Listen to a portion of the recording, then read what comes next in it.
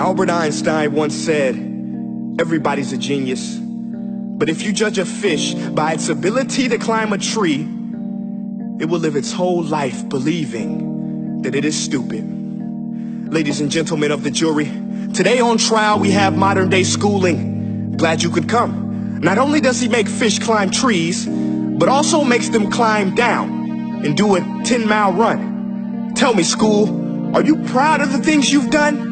Turning millions of people into robots, do you find that fun? Do you realize how many kids relate to that fish?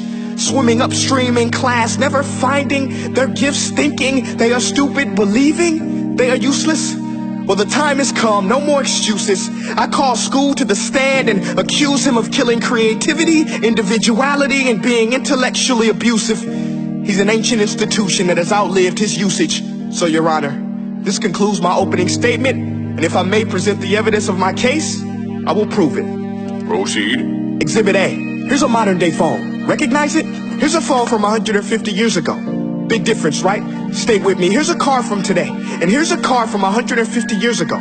Big difference, right? Well, get this. Here's a classroom of today, and here's a class we used 150 years ago. Now ain't that a shame? In literally more than a century, nothing has changed.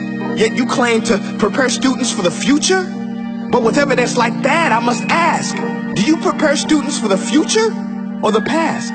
I did a background check on you and let the record show that you were made to train people to work in factories, which explains why you put students in straight rows, nice and neat, tell them sit still, raise your hand if you want to speak, give them a short break to eat, and for 8 hours a day tell them what to think.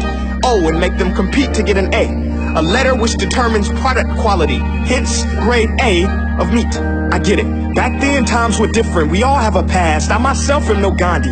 But today, we don't need to make robot zombies. The world has progressed. And now we need people who think creatively, innovatively, critically, independently, with the ability to connect. See, every scientist will tell you that no two brains are the same.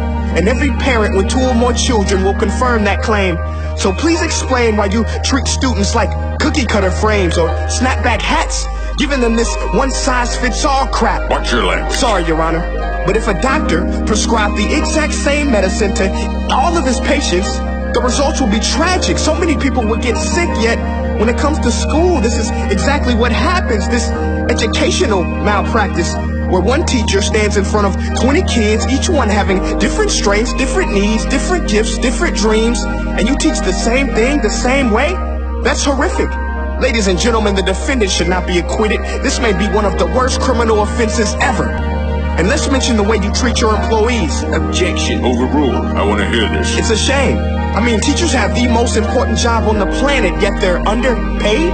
No wonder so many students are short-changed. Let's be honest. Teachers should earn just as much as doctors, because a doctor can do heart surgery and save the life of a kid. But a great teacher can reach the heart of that kid and allow him to truly live. See, teachers are heroes that often get blamed, but they're not the problem. They work in a system without many options or rights. Curriculums are created by policymakers, most of which have never taught a day in their life. Just obsessed with standardized tests. They think bubbling in a multiple choice question will determine success. That's outlandish. In fact, these tests are too cruel to be used and should be abandoned, but don't take my word for it. Take Frederick J. Kelly, the man who invented standardized testing, who said, and I quote, "These tests are too cruel to be used and should be abandoned." Ladies and gentlemen of the jury, if we continue down this road, the results will be lethal. I don't have much faith in school, but I do have faith in people.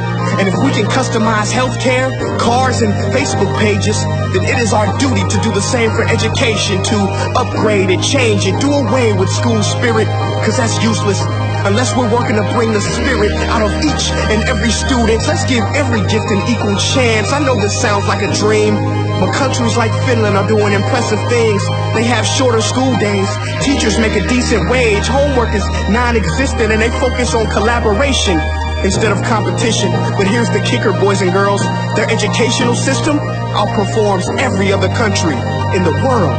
Other places like Singapore are succeeding rapidly. Schools like Montessori, programs like Khan Academy, there is no single solution. But let's get moving, because while students may be 20% of our population, they are 100% of our future. So let's attend to their dreams and there's no telling what we can achieve. This is a world in which I believe, a world where fish are no longer forced to climb trees. I rest my case.